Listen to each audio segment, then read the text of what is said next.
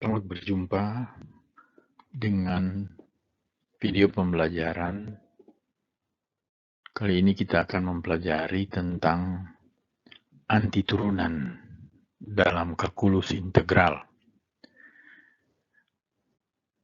Kita mulai dengan definisi antiturunan.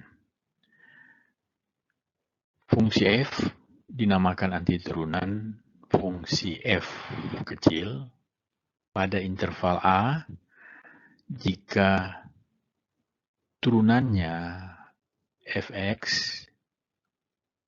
sama dengan fx pada a, yaitu jika f aksen x sama dengan fx kecil untuk setiap x anggota a. Jadi dengan ini lambang dari turunan dx disatukan jadi dx pada kalkulus turunan, kalkulus diferensial itu dilambangkan dengan D besar X indeks seperti itu. Kita lanjutkan. Soal berikut. Cari antiturunan fungsi fx sama dengan 4x pangkat 3 pada bilangan real. Jadi selang buka negatif tak berhingga sampai tak berhingga itu adalah kata lain atau bentuk lain dari bilangan real. Nah, untuk menyelesaikan ini kita harus cari satu fungsi f besar sehingga turunan dari f besar ini adalah f kecil fx yaitu 4x pangkat 3 untuk setiap x anggota R untuk setiap bilangan real. Jadi di sini diminta berlaku untuk setiap bilangan real. Nah, karena kita sudah mempelajari tentang kalkulus diferensial dan kita tahu bahwa turunan dari x pangkat 4 itu adalah 4x pangkat 3. Jadi di sini langsung kita tahu. Nah, ini karena ini dikatakan sesuai pengalaman saat mempelajari turunan fungsi, kita langsung dapat fx sama dengan x pangkat 4. Tetapi ternyata fx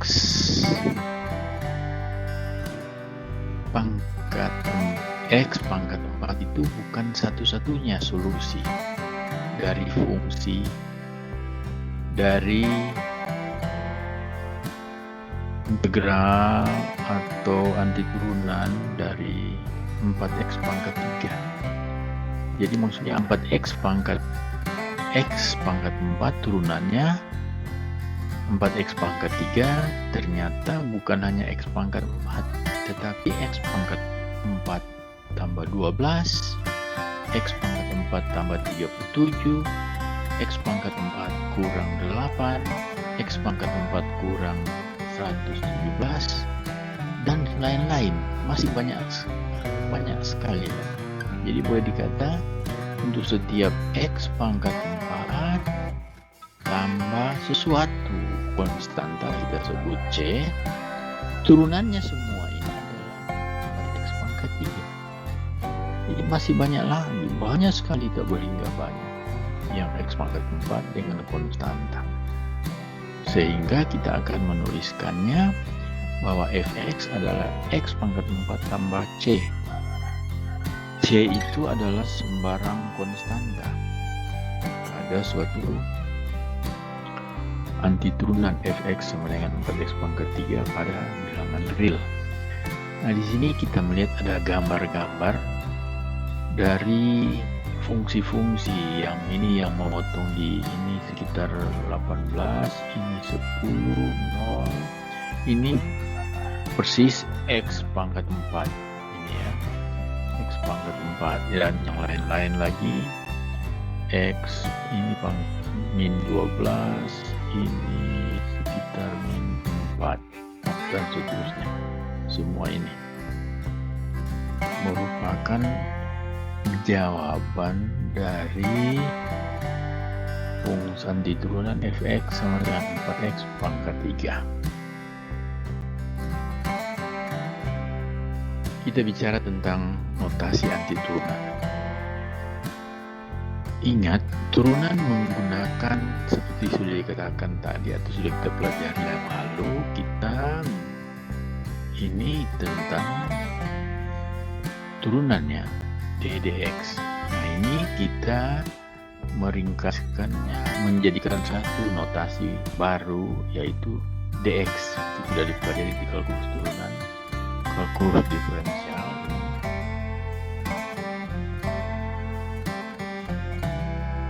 Itu adalah derivatif atau turunan terhadap x. Maka karena dia menggunakan d dari kata derivatif, maka kita menggunakan anti turunan. Kalau anti turunan kita menggunakan notasi AX. Bisa kita gunakan. Beberapa buku sumber menuliskan sebagai AX. Tapi seorang ahli matematika, Leibniz, ini yang terkenal. Kita lihat di sejarah matematika siapa Leibniz ini. Nah, dia menggunakan huruf S yang diulur jadi panjang seperti ini. Nah, karena turunannya diferensial D, derivatif, diferensial derivatif terhadap X. Jadi dia menggunakan integral yang ini kita baca sebagai integral, ini sebagai anti turunan terhadap X.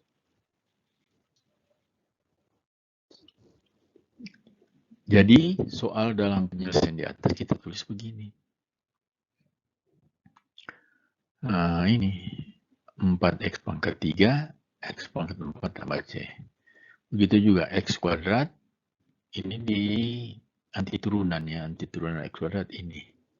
Nah, nantinya akan terkenal bahwa anti turunan ini kita akan namakan sebagai integral.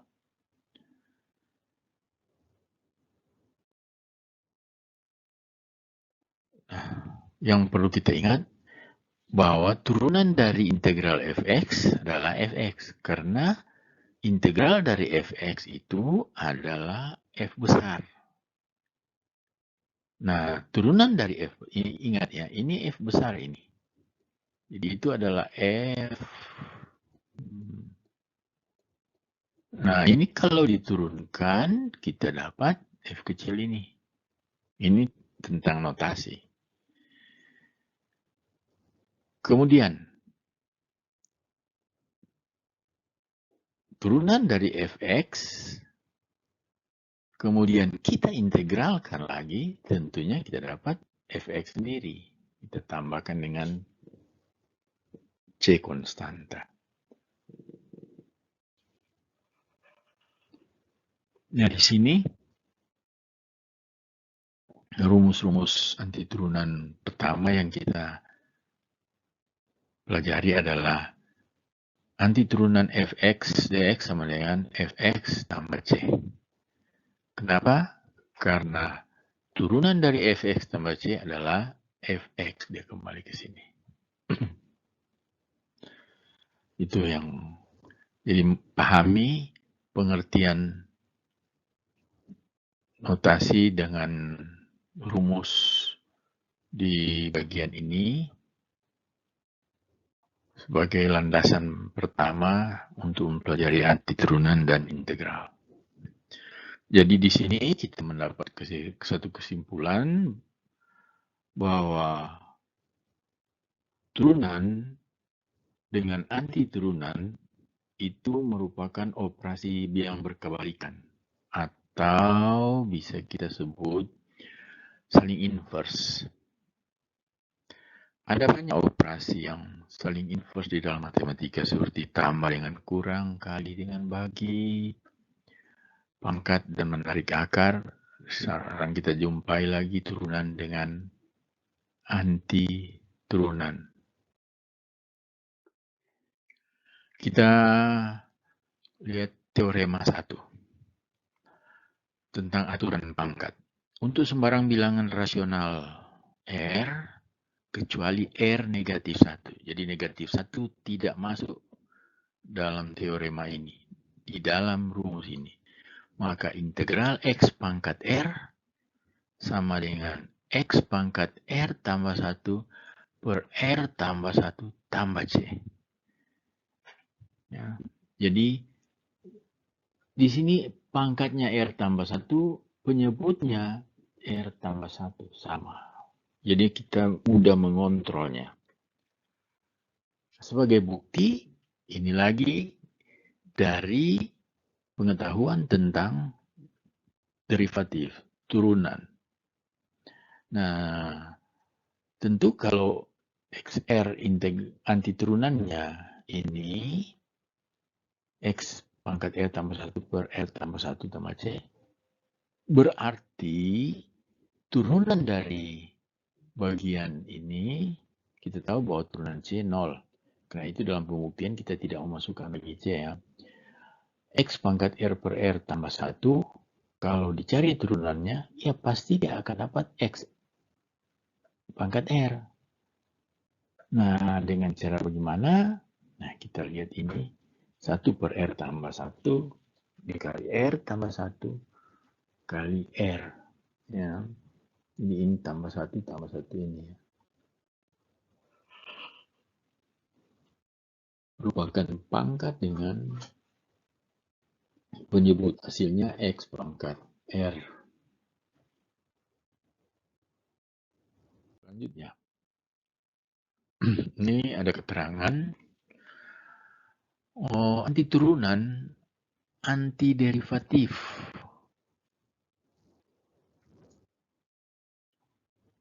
Leibniz menggunakan kata indefinite integral. Di dalam bahasa Indonesia kata indefinite kita terjemahkan tak tentu, tak tertentu, bukan tak berbatas ya, tak tentu atau tak tertentu itu terjemahan dari indefinite. Sehingga indefinite integral kita namakan integral tak tentu, itulah anti turunan atau anti derivatif yang sudah kita bicarakan barusan. Sedangkan integrasi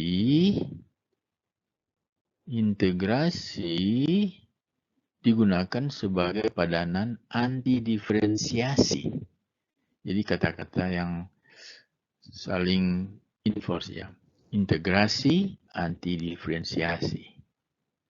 Ya.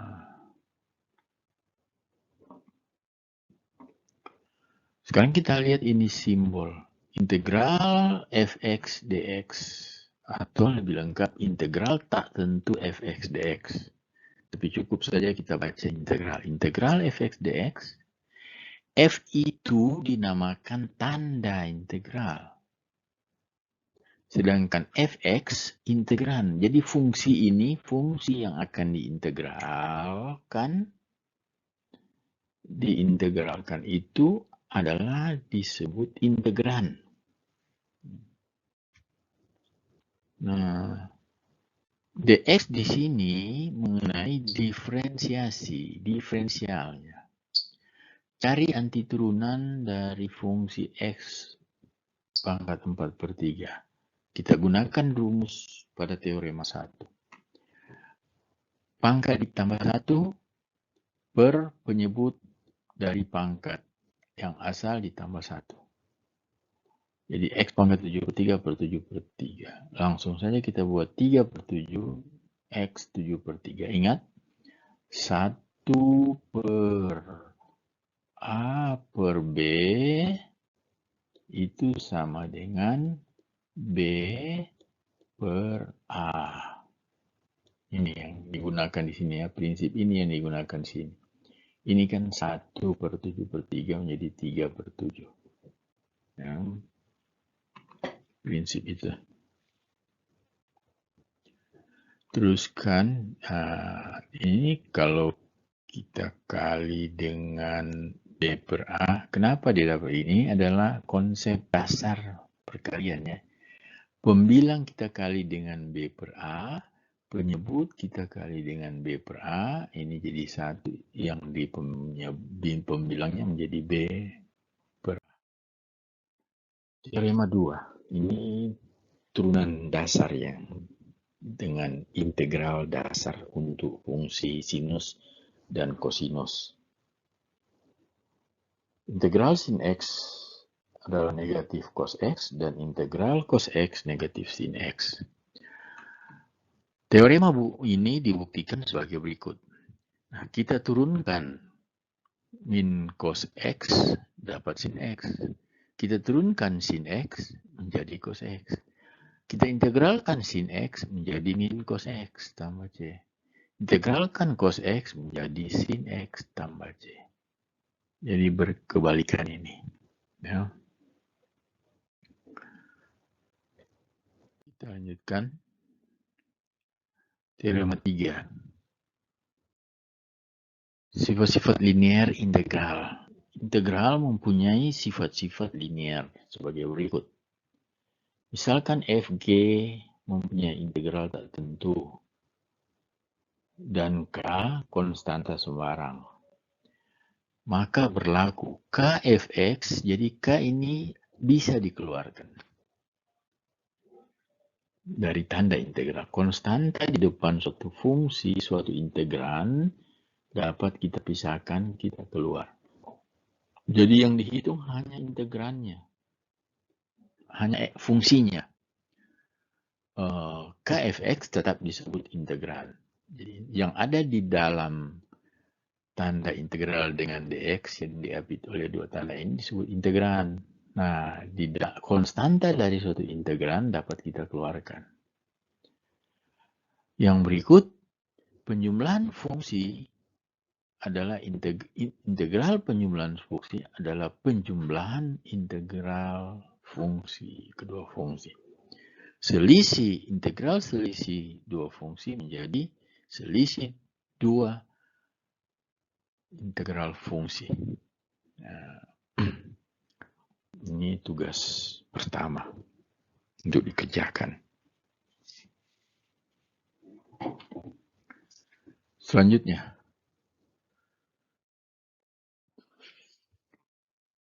kita bahas contoh-contoh soal berikut. Integral 3x kuadrat tambah 4x dx. Sesuai dengan sifat-sifat integral, nah kita bisa begini. Kemudian sesuai lagi dengan sifat-sifat integral, konstantanya kita keluarkan di depan. Jadi yang kita kerjakan tinggal x kuadrat dan di sini tinggal x. Nah, x ini menjadi 1/2 x kuadrat.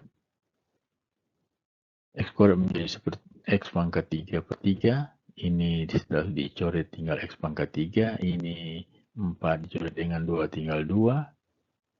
Ini 4 dikali C2, 4C2. Dan kita sederhanakan seperti ini. 3C1 tambah 4C2 ini semuanya merupakan konstanta, jadi jumlahnya juga konstanta. Di lengkapnya adalah x pangkat 3 tambah 2x kuadrat tambah C. Yang nomor 2, nah, variabelnya U, maka diferensialnya ini harus U. Jadi kita gunakan rumus, ingat sifat kita gunakan bisa ini langsung disederhanakan 3, ini 14 luar DU.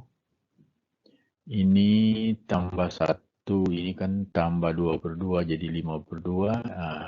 Penyebutnya 5/2. Kalau kita buat sederhanakan menjadi 2/5. Ini juga ini 1/U tambah 1, 2, jadi ini per 2. Menjadi 3/2. Ini 14 U. Turunan dari U, variabel U adalah 14. Lihat ini yang contoh 3 variabelnya T. Jadi dt. Dijadikan dulu pangkat negatif. Karena kalau kita menggunakan aturan pangkat, kita jadikan pangkat negatif. Tanda akar T menjadi pangkat setengah. Ingat pada pelajaran tentang aljabar dasar. Kemudian T integralkan jadi pangkat tambah 1 jadi negatif 1. Nah, penyebutnya jadi negatif 1. 1/2 tambah 1 menjadi 1/2 tambah 2/2, 3/2. Penyebutnya juga 3/2. Sesudah kita sederhanakan, ini menjadi negatif. Ini T pangkat min 1 menjadi 1/T. Karena ini ada min, berarti negatif 1/T. 3/2 menjadi 2/3. T akar dari T pangkat 3, nah, menjadi T akar T. Ini pelajari ini. Kembali ya, matematika dasar, aljabar dasar. Jadi hasilnya adalah integral 1/T kuadrat tambah akar T dt adalah negatif 1/T tambah 2/3 T akar T. Ini juga bisa disederhanakan negatif di depan. Yang penting sesuai aturan. Nah, selanjutnya, kita perhatikan teorema 4, yaitu aturan pangkat yang diperluas. Jadi ini menggunakan aturan pangkat, tetapi melibatkan perluasan fungsi yang lebih luas. Misalkan G itu fungsi terdiferensial, maksudnya fungsi yang punya turunan. R bilangan rasional yang tidak sama dengan negatif 1. Ya, yang tidak sama dengan negatif 1. Maka fx pangkat R G aksen, Gx pangkat R G aksen menjadi Gx pangkat R tambah 1 per R tambah 1. Jadi fungsinya yang dipangkatkan 1. Asalkan kita punya turunan dari fungsi ini. Di sini ya. Nah, sebagai bukti sama, kita turunkan kembali hasil ini. Nah, sudah kita turunkan kembali. Ini, maka yang kita dapat adalah nih, Gx pangkat R dikali G aksen X.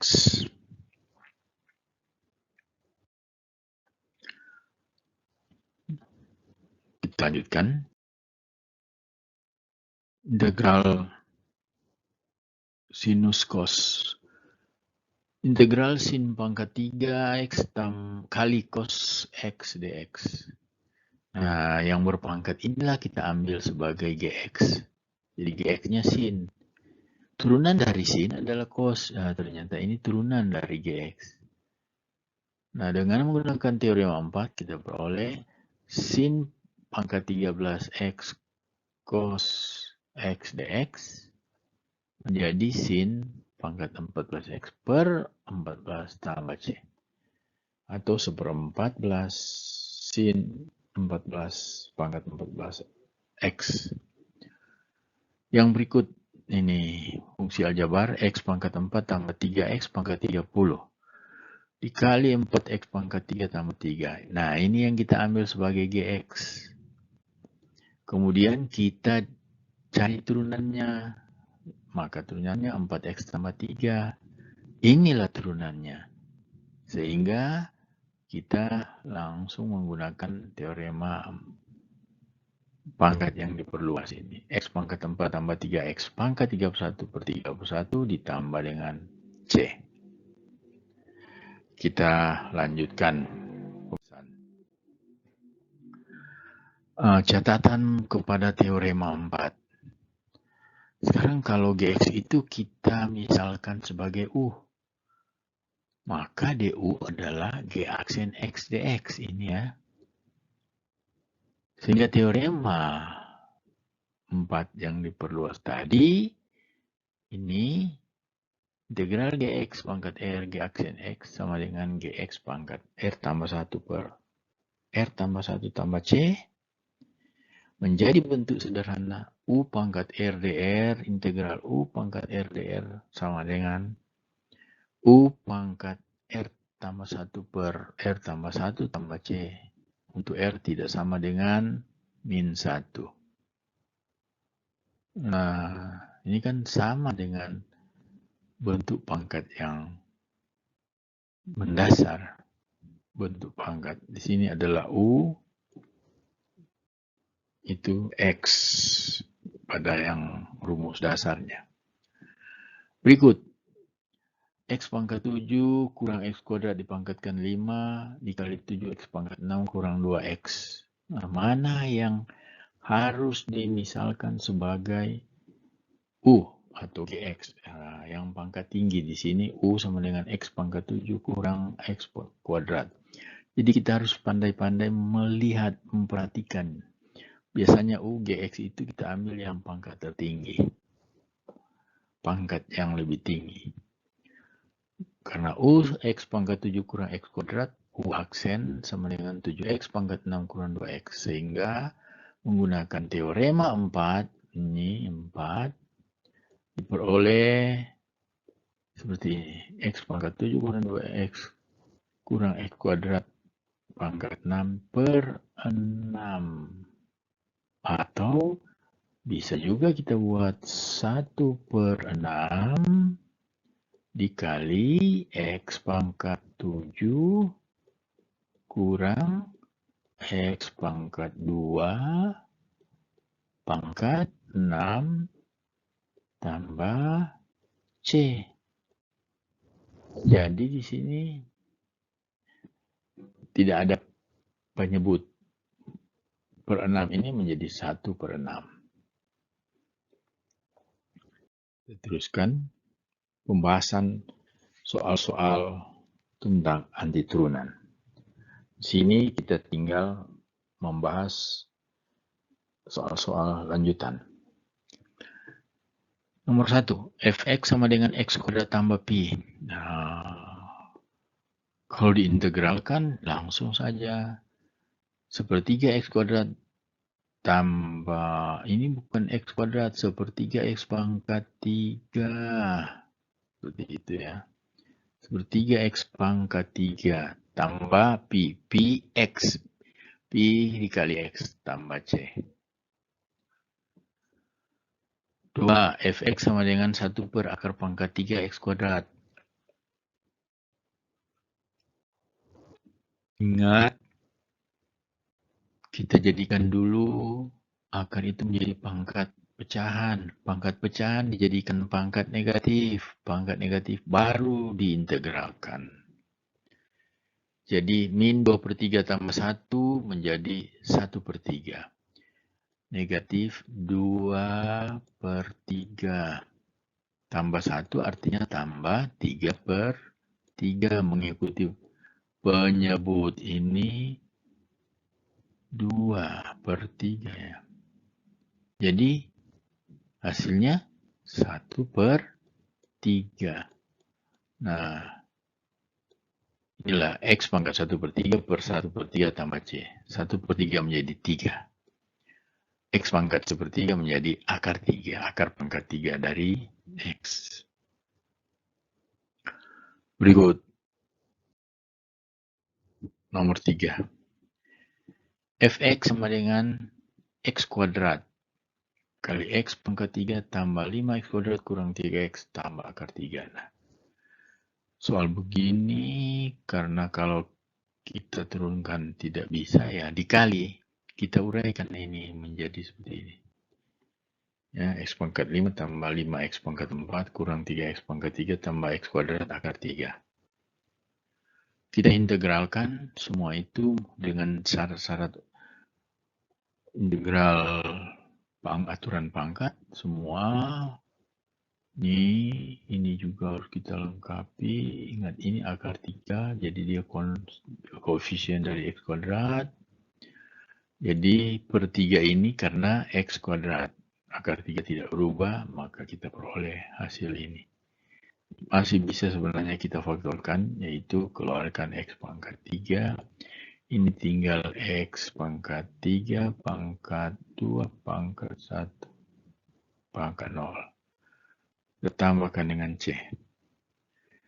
Nomor 4.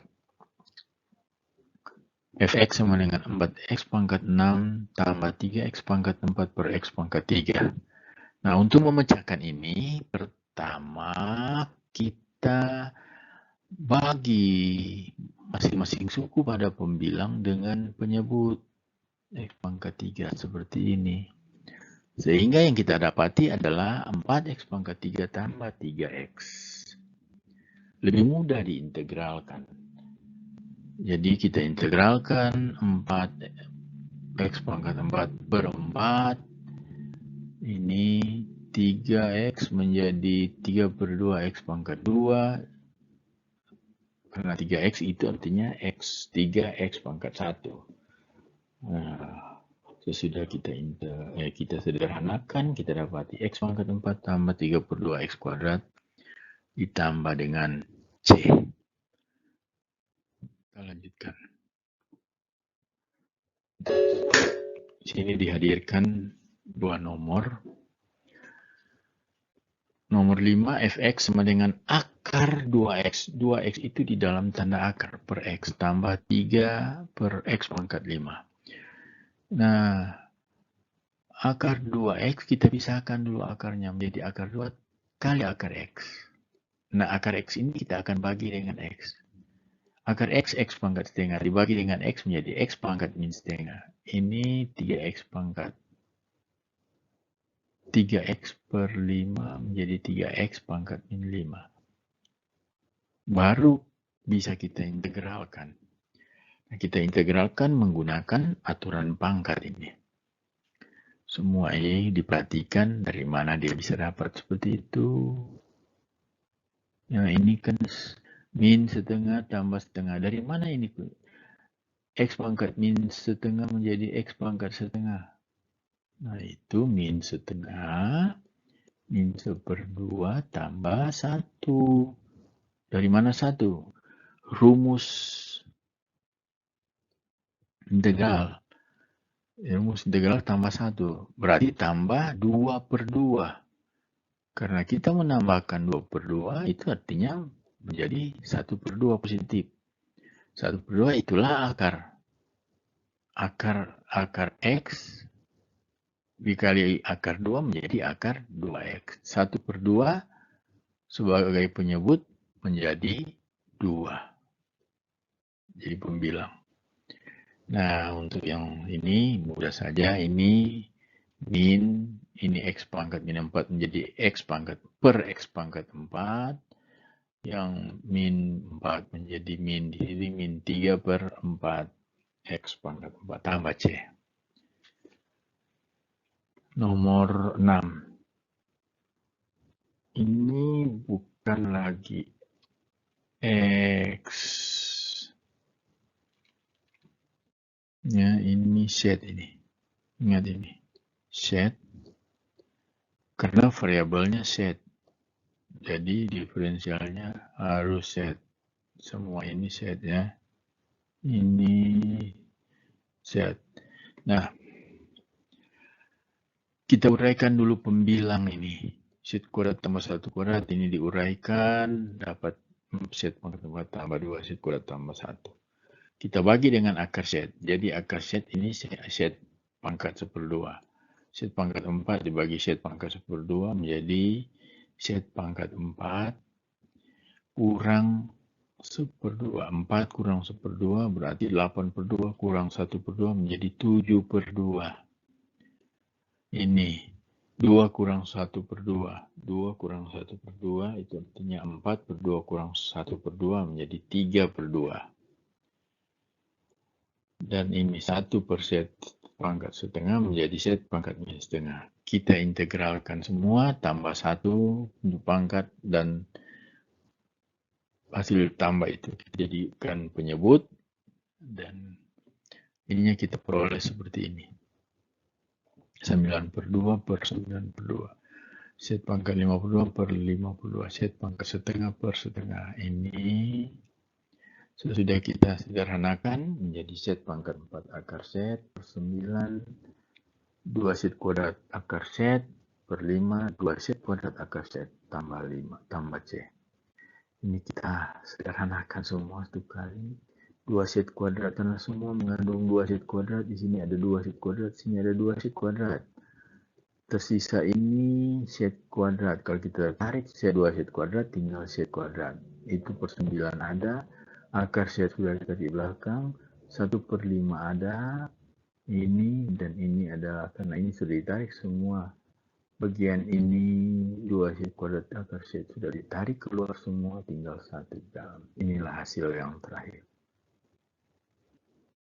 Kita lanjutkan pembahasan nomor 7.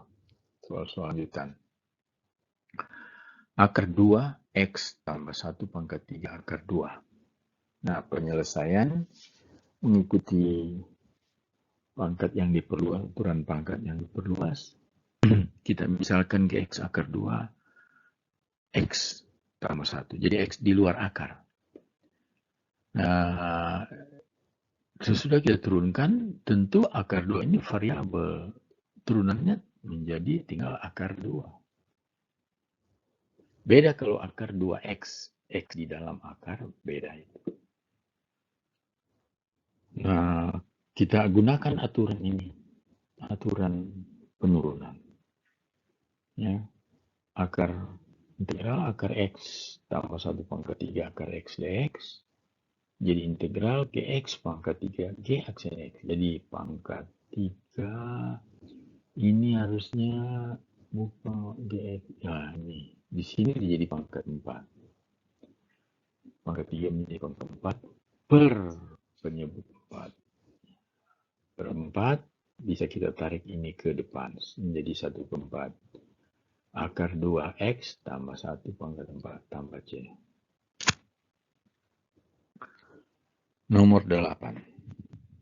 5X kuadrat tambah 1 akar 5X pangkat 3 tambah 3X kurang 2. Penyelesaian. Misalkan U 5X pangkat 3 tambah 3X kurang 2. Maka 15X kuadrat tambah 3. Karena U adalah 5X pangkat 3 tambah 3X kurang 2, maka di U menjadi 5X kuadrat tambah 3 dx. Ada faktor 3, 3 dikeluarkan, menjadi 3 kali 5X kuadrat tambah 1 dx. Akhirnya kita peroleh bahwa du per 3 itulah 5X kuadrat tambah 1 dx. Integral ini kita ubah menjadi integral akar U, karena ini di dalam bawah akar menjadi U semua. Kemudian dx 5x kuadrat tambah 1 dx menjadi du per 3. Ini ya. Nah, per 3 ini sepertiganya kita keluarkan.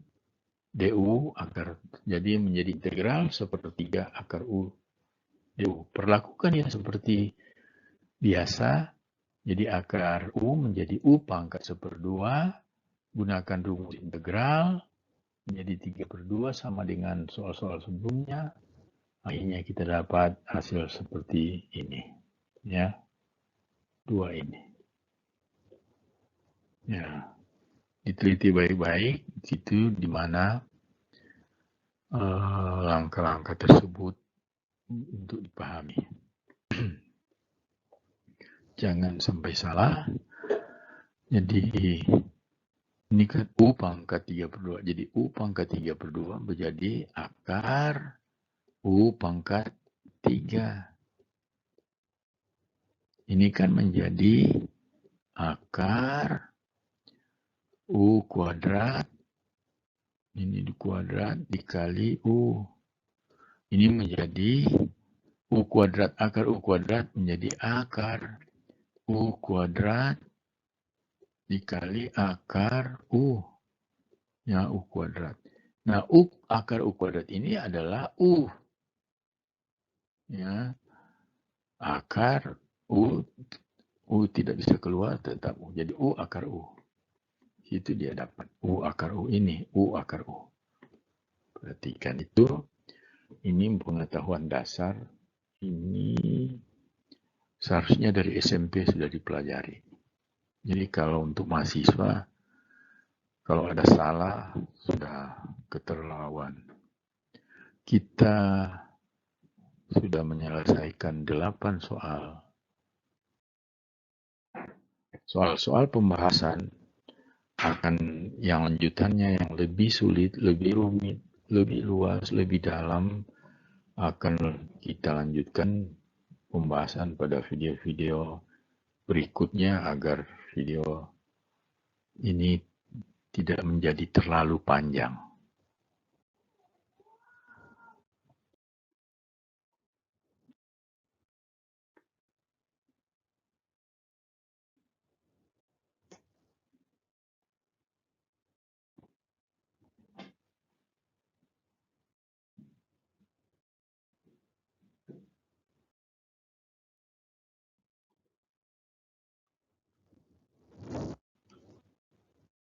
Terima kasih. Sampai jumpa pada pembahasan di video selanjutnya.